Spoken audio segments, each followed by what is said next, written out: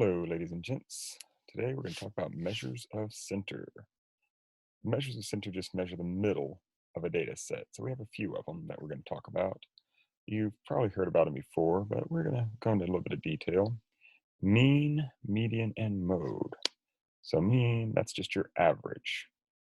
Median, that's the number in the middle of your data set. And yes, it's very important that you either sort your data ascending or descending. Put your numbers in order first. And then the mode or modes. It's the number or numbers that occur the most. You could have no mode if none of the numbers occur more than another number. You could have one mode if one number occurs 5 times, the rest only occur once. That would be one mode. Or you could have multiple modes, 2, 3, how many ever, if they all occur more than once and the same number of times. Now let's talk about symbols. So this book tends to use the Greek letters for mean and standard deviation. Right now, we're just going to talk about mean. It's the Greek letter mu. I am terrible at drawing, so let me see if I can get a picture for you.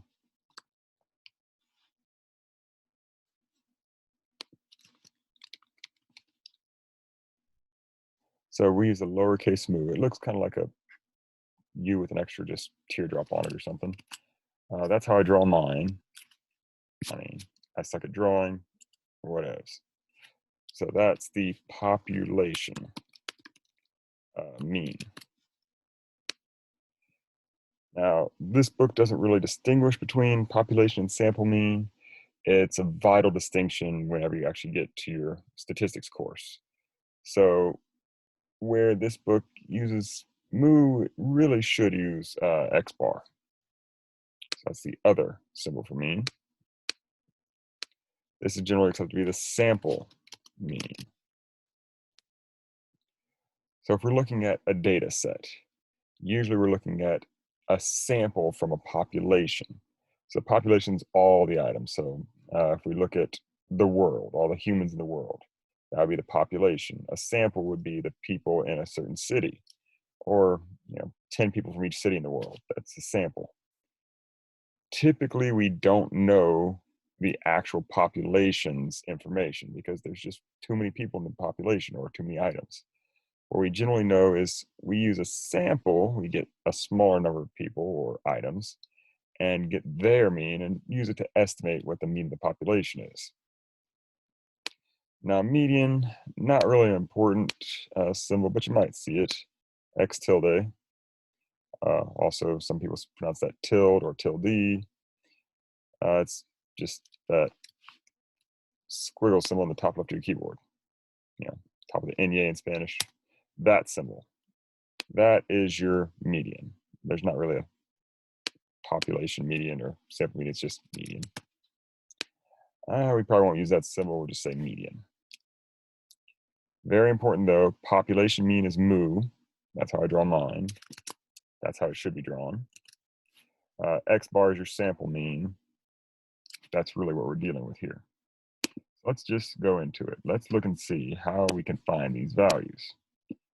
So first thing, to find the mean, we find the average of the numbers. We take our numbers, we add them up, and divide by how many numbers there are. So there's 1, 2, 3, 4, 5, 6, 7, 8, 9 numbers. Now, the variable we use to represent our number of numbers is a lowercase n. So n is 9. Now, you don't have to write that, but it might be useful later if you get in the habit of it. We could simply take a calculator.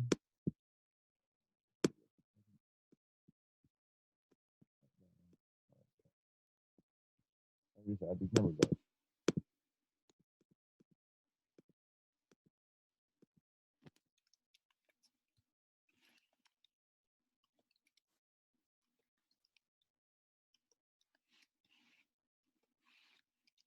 It gives us that number. Who cares? Divide that by 9, and we get this. Rounding is vital and specific. We round our mean and later standard deviation one decimal place further than our data values. So these data values are in the ones place. That means we're going to go one decimal place to the right, which is the tenths place. So we need to round this number to the tenths place. So we're going to go 52.3. So that would be our X bar.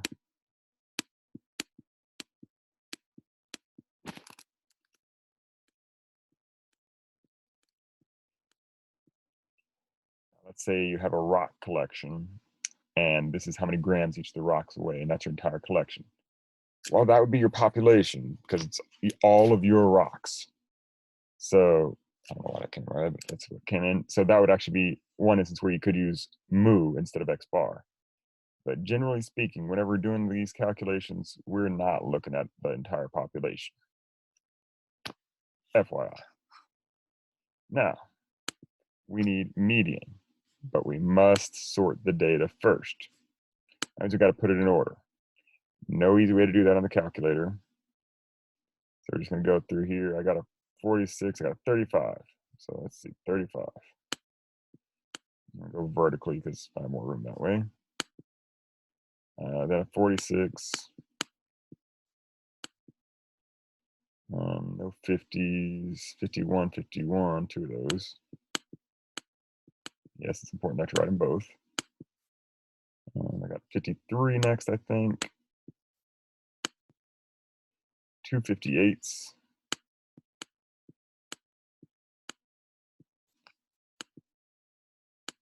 59 and a 60. Now, I like to go back and make sure I have the right number of numbers. I should have 9. Let's see if I've missed any. 1, 2, 3, 4, 5, 6, 7, 8, 9. I didn't miss any. Could have messed one up, but I don't think I did. Now, the median is the number in the middle. Well, right here, there's 4 numbers above it. There's 4 numbers below it. That's the one in the middle. So median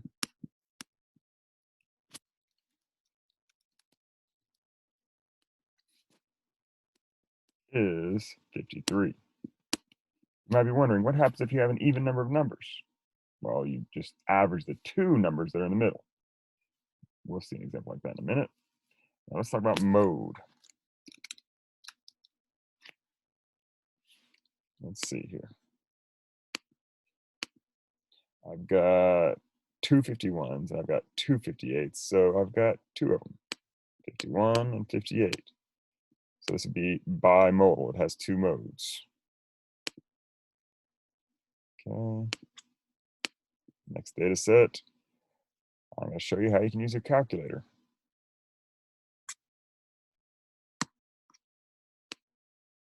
So we're going to take these, go to mode number 3. One variable. I'm going to type them in very carefully. If I mess up, oops. Hope I don't.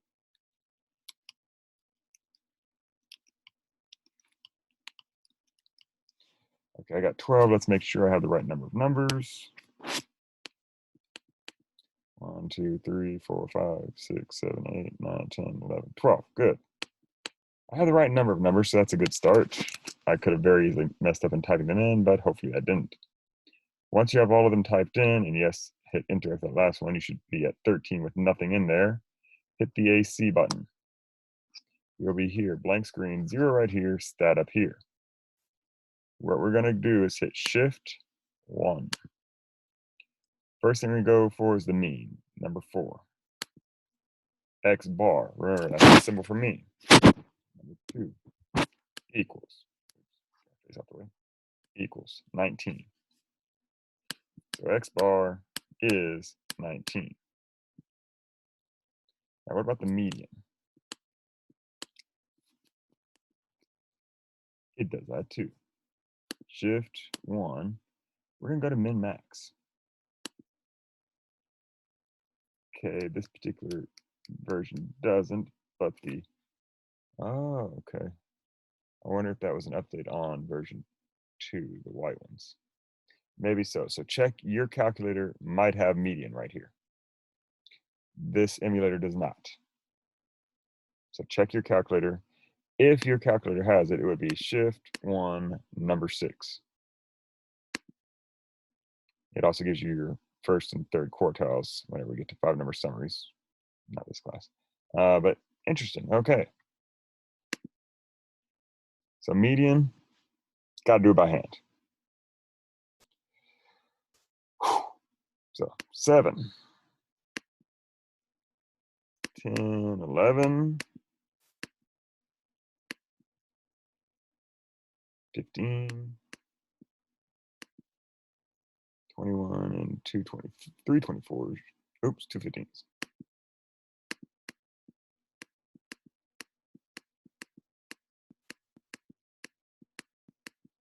So I got 121 and 1, 2, 3 24s, and I see I missed a 19.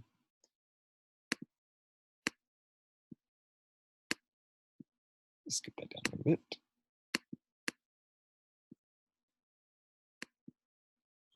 Let's see, 31 and 27, 27, 31. Definitely going to count to make sure I didn't miss any. 1, 2, 3, 4, 5, 6, 7, 8, 9, 10, 11, 12. Good. 12, so that's an even number of numbers, so 6 above and 6 below. So right here should be these two, I think.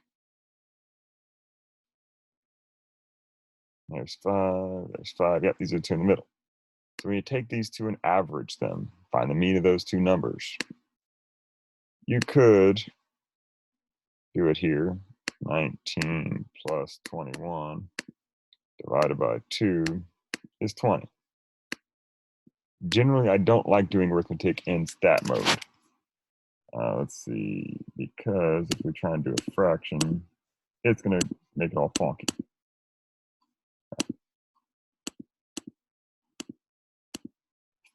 I don't like that.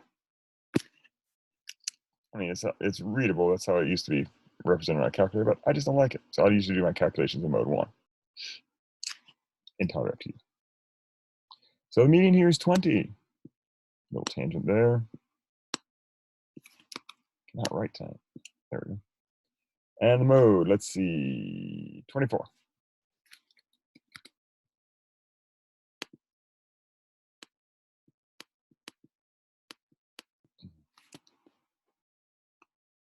Okay. That's done.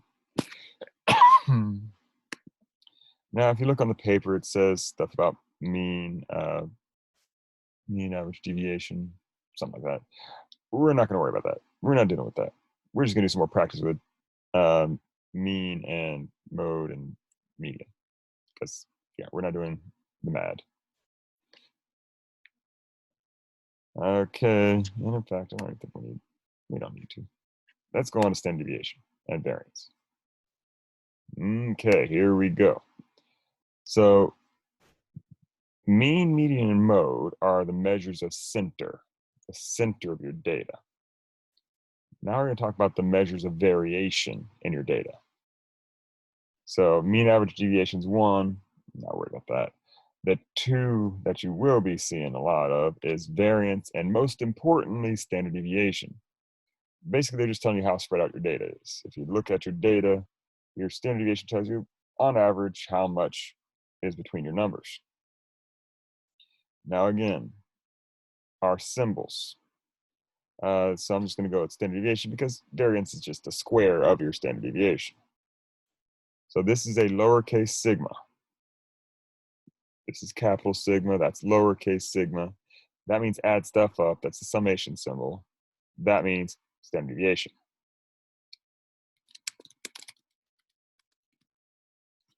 Of your population. Again, we're not typically calculating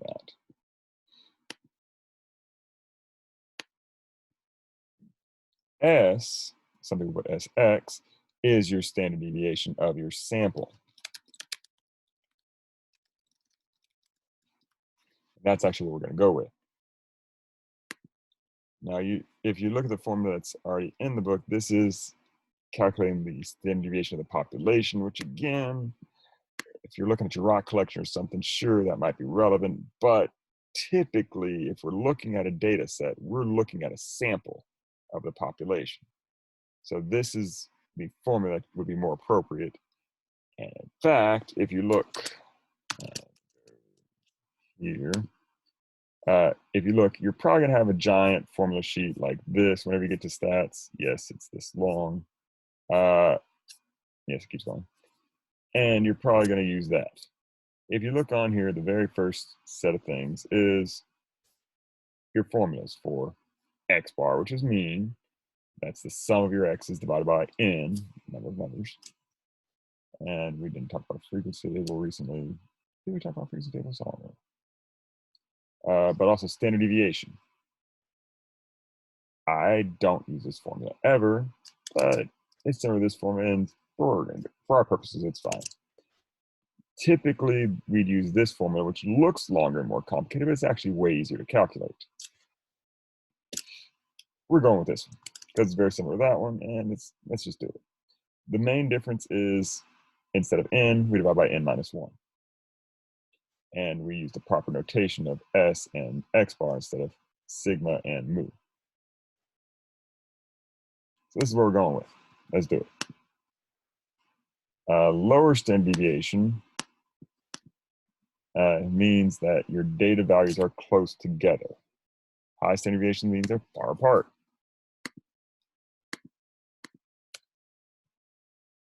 So lower the standard deviation is, the closer your values are. If you have a huge standard deviation, that means your values are just out there. Like you have a 1, you have a million, something like that. So let's look at this data set.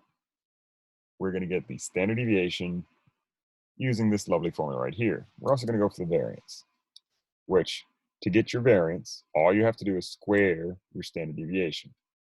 Variance is standard deviation squared. That's it. Nothing complicated, just square your standard deviation.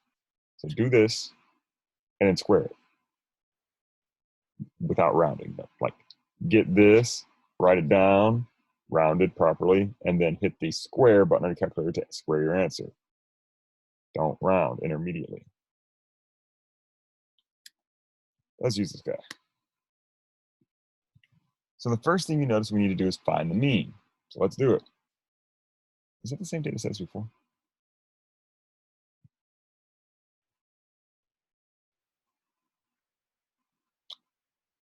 Nope.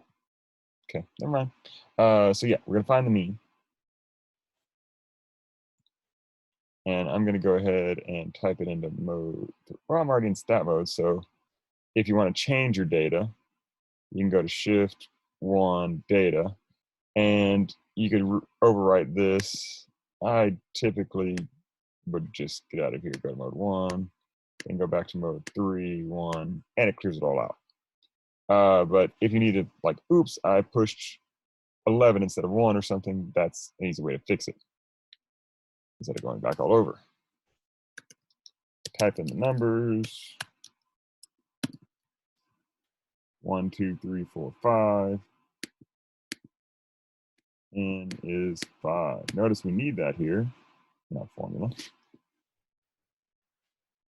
And here in the AC, get my mean, number 2, 92.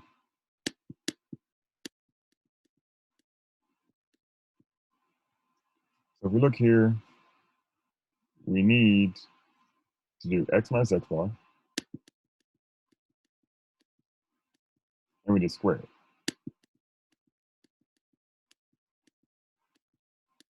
And then we're going to take those answers, or these answers, and add them up. Because that's what this sigma means, summation. Add up these things right here. If you look back here, it had the full notation here. That's not very necessary. I mean, it should be self-explanatory that you can take all your data values minus your mean, square those, add those, all of those up. But they indicated it here with this sigma notation. Keep going. Oops, not that far. X minus x bar. That means we take the data value minus 92. Negative 7. That's going to be 49. Maybe I should use a calculator just so I don't screw up. Negative 4. 60. Let me use a calculator. I'm seriously going to screw this up. 85 minus 92. Okay, so far not bad. Minus 92. Maybe I'll skip the calculator, geez. 91. Okay, I'm not. That's a -1, which is a 1. That's 4, which is 16. That's 8, which is 64. We'll use a calculator to add all these up. Typically, I like doing my computations in mode 1, but I want to show you something with that same data, and I'm lazy to type it back in. So 49 plus 16 plus 1 plus 16 plus 64, 146. So that 146 is this number right here. This is one number. So S is equal to the square root of, we just found that to be 146, over, I'm going to do some complicated mental math here, 4 n minus 1. 5 minus 1 is 4. Take your calculator, do that thing. See, I don't like this notation, but it's fine.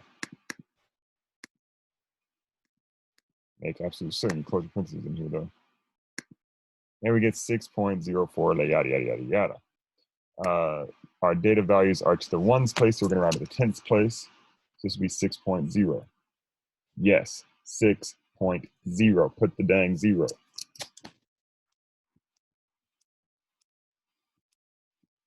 We put 6, so 6.0. I'm taking points off. Sig figs, people. If you haven't learned about them, well, you should have. 6.0 is scientifically different than 6. In math, the values are equivalent, but they mean different things. Okay, just put the dang 0. But while we got the mean, you might have noticed something. See this guy 6.04, blah blah blah. Shift 1, number 4. Hey, look at that. Great. It gave me my standard deviation. And you know what? For our purposes, do it. Use the calculator. So that's what we're going to do. We're just going to use the dang calculator. Now, are we done? No, because we need the variance. Compare for 36. Where did that answer? 36.5.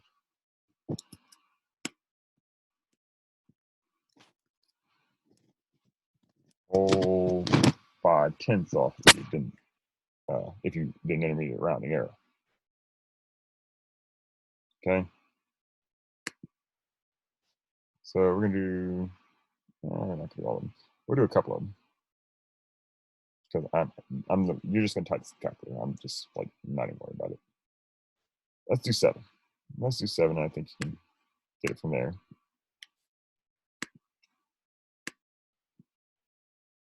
Again, I want to just clear out that data, so I'm just going to go that way. 52, 47, 60, 55, 58, 53, 59, and 63. I should have 8 values. 1, 2, 3, 4, 5, 6, 7, 8. Wonderful. Shift 1, 4, 4. S is going to be 5.1.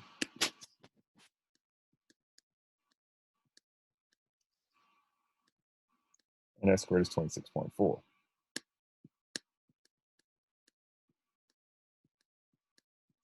does S stand for? Standard deviation of the sample. S squared, variance of the sample. Okay, let's talk about our distributions. So, whenever we're looking at the data of a sample of a population or an entire population, doesn't matter, our data could be skewed either left or right, or it could be noise distributed, or it could be uniform. There's others it could be as well, but typically it's going to be either skewed left, skewed right, or a bell-shaped curve. and we look at the tail. So this is a right tail or skewed right or a positive skew. Any of those would work. Positive right tail or skew, negative left tail or skew.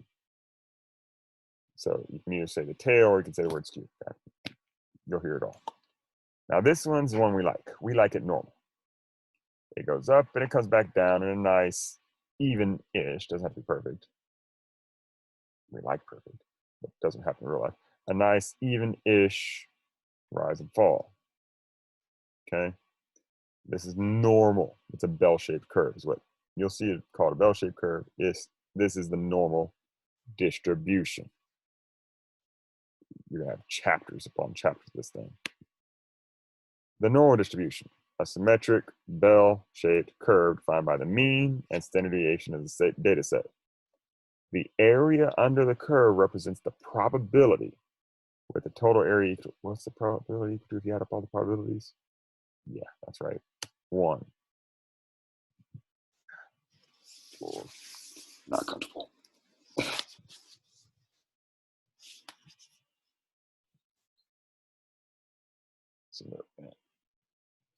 All right.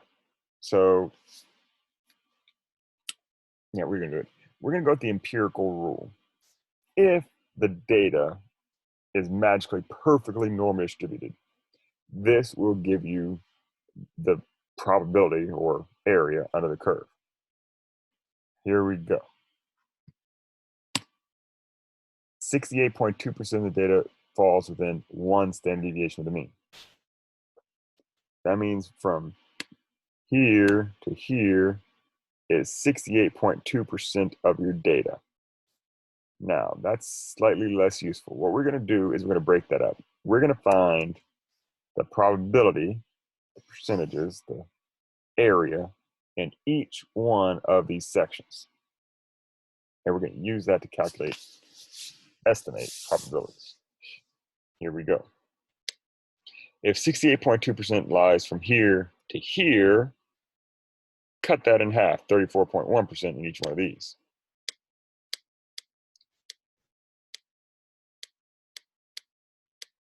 So 34.1 from here to here, another 34.1 from here to here, totaling 68.2. Now, if we're looking from here all the way to here, that's going to contain 95.4% of our data. But again, that's not so terribly useful.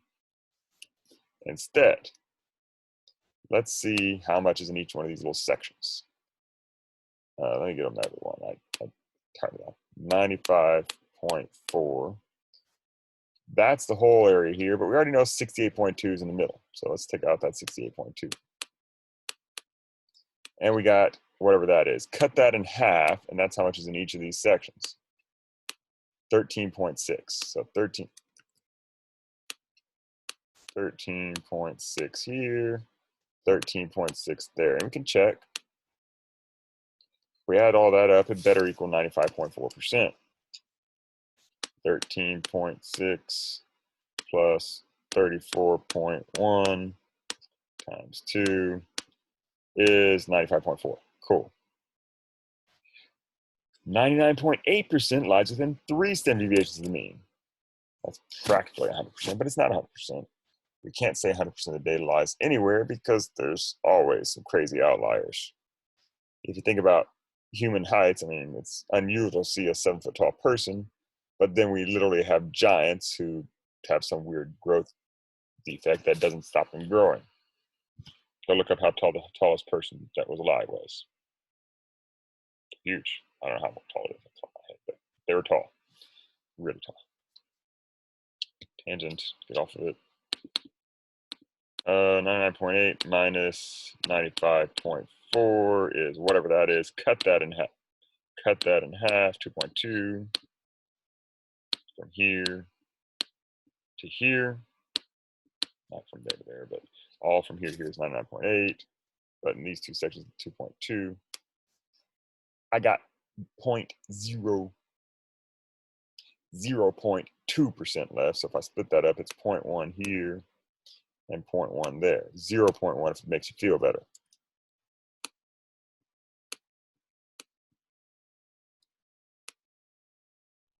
That's what the empirical rule says. And guess what? Guess what? I'm going to let you use this on your test. Okay. Like, I'm going to give you this picture. You'll see how to use it in a second, but I'm going to give it to you. I'll screenshot it right now because I'm going to need it in a second. And I will be right back, ladies and gents.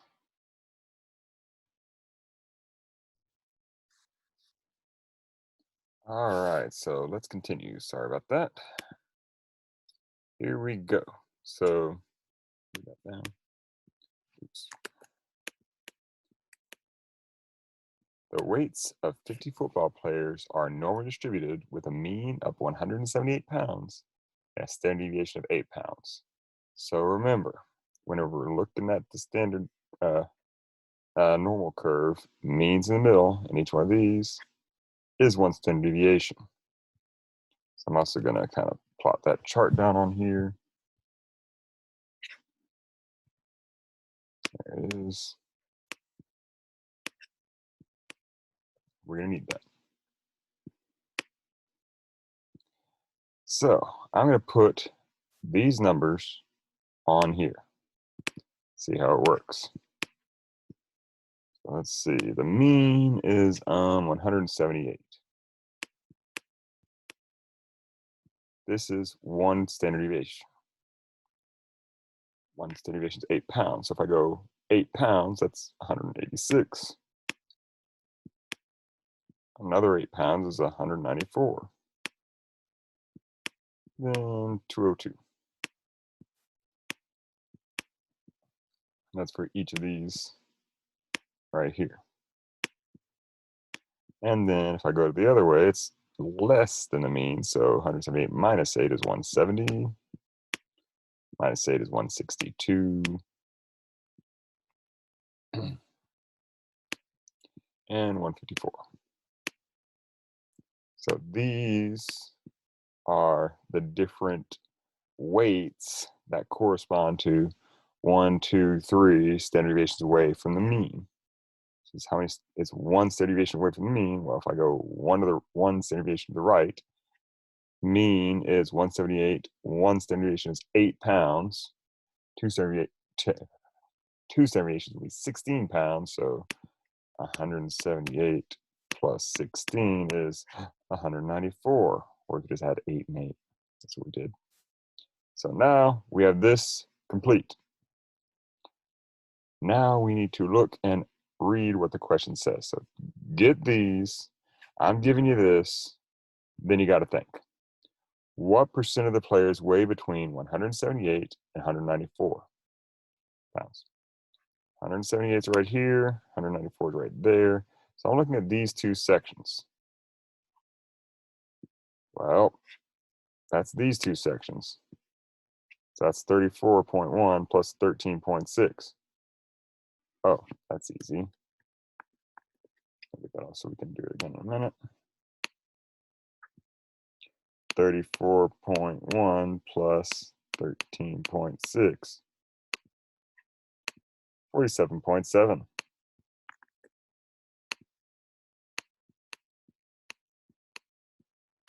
And yes, all of these are percentages.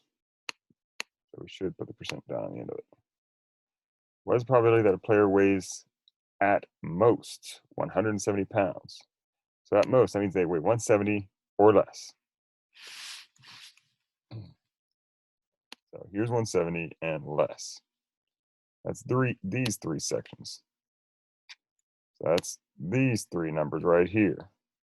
13.6 plus 2.2 plus 0.1. And let me get rid of that so I can use it again in a second. That is 15.9%.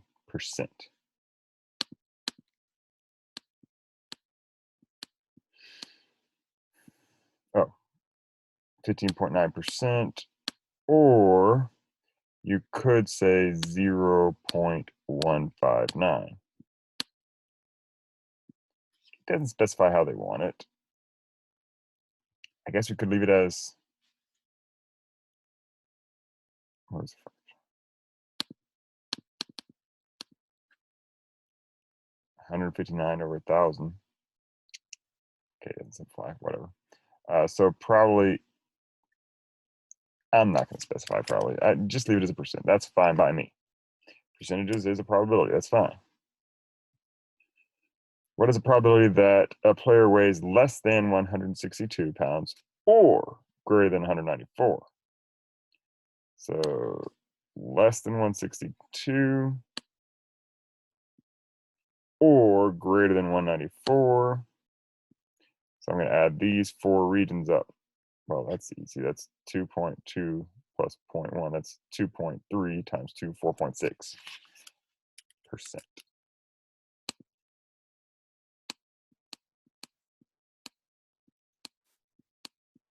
What is the probability? Oh, wait, no, it's not. How many players weigh between 170 and 186 pounds? So let's see. 170, 186. That's these two regions. So that's 68.2%, right? That's the 1 standard deviation away. But what does it ask? It asks how many players. So I'm going to do this 68.2%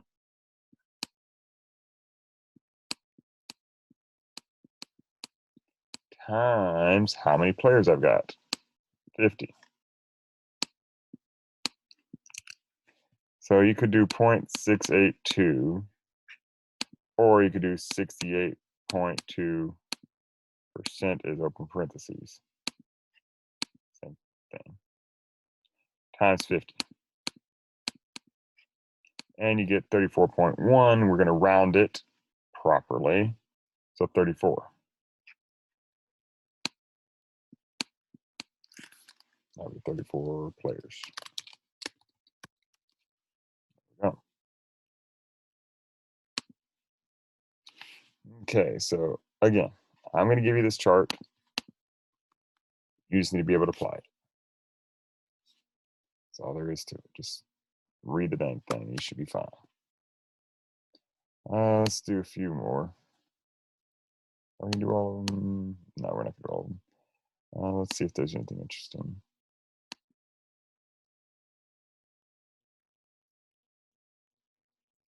That's number 3, because it involves these decimals here. Decimals usually confuse you for some reason. And we'll answer C on this one. Okay, that's what we're going to do. We're going to do number 3, and then we're going to do 4C. Let's do it. So again, the first thing you're going to want to do before you start trying to read the question is read the problem. We got 75 gas stations. You're probably going to need that later. It's normally distributed with a mean of 2.05 and a standard deviation of 4 cents. So that's 2.09, 2.13, 2.17. I'm just adding 4 cents each time. 2.01. Let's see. I have to go down here. 1.97, 1.93. So all I did was I subtracted 4 cents this way, I added 4 cents that way. Let's see where we're at. Less than 1.97.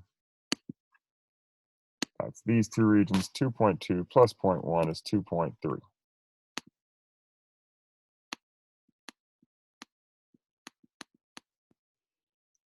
At least 2.17.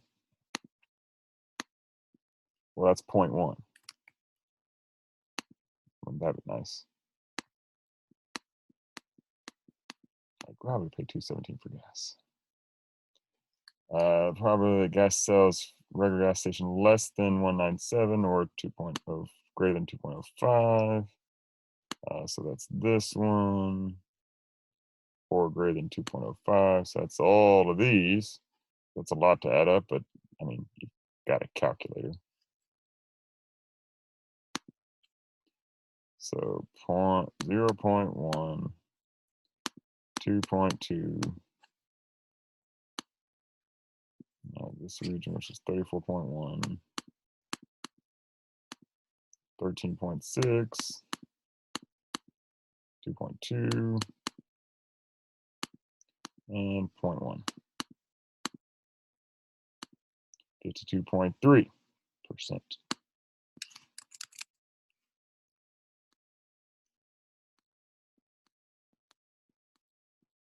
You could write that as 0.523 as well. Since it's asking for a probability, I'll take percentages, or you can write it as a decimal.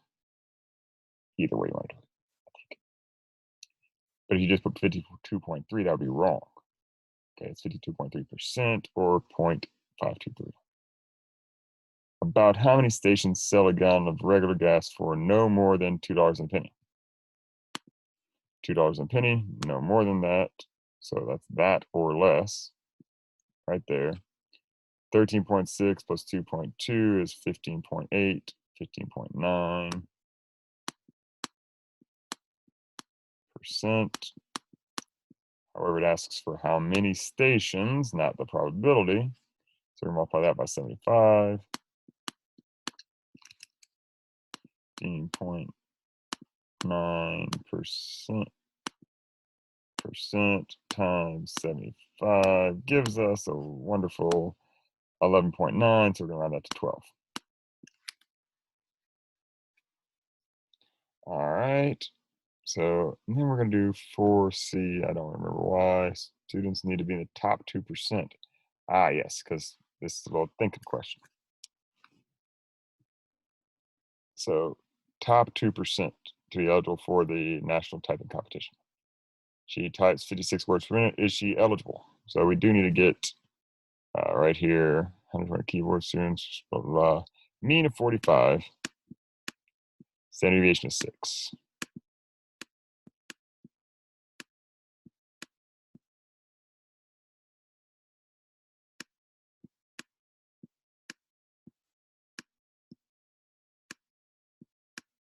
Okay. All right.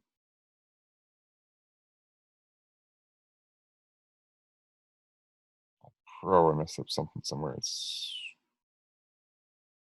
Why is this confusing? Why should that shouldn't add up to 10, should it? Let me use a calculator. Sorry, guys. Give me a second.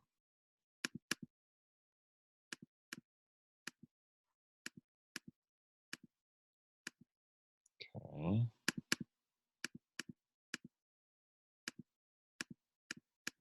I don't know why those numbers didn't seem right to me, but okay. So Carla can type 56 words per minute. So let's see, where's Carla at? Put a nice big red dot where Carla's at, 56. So she is in this region. She's close to here, but she's not there yet. So she needs to be in the top 2%. Well, sorry, Carla. If you're there, you're not even in the top 2.2%. Not even in the top 2.3%. You have to be somewhere in the middle here. You're to the left of that. So you're definitely like, nope, not happening. You're not in that range. Better luck next time, Carla. Get faster. All right, that's that. Have a good one.